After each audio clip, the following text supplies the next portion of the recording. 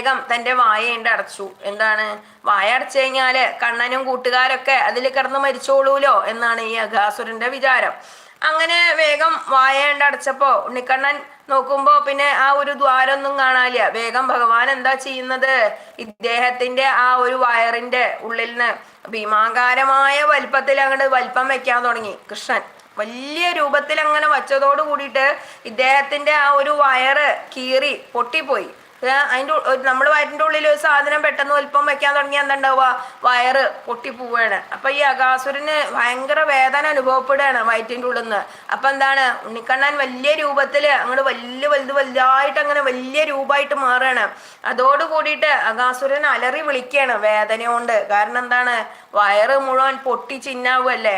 അങ്ങനെ അകാസുരൻ അങ്ങോട്ട് അലറി വിളിച്ച് കരഞ്ഞിട്ട് ഇങ്ങനെ അതോടുകൂടി അകാസുരൻ വധിക്കപ്പെടുകയാണ്. അതോടുകൂടി തന്നെ ഈ അകാസുരന് തൻ്റെ പഴയ രൂപം ശാപം കിട്ടിയതാണല്ലോ ഇവർ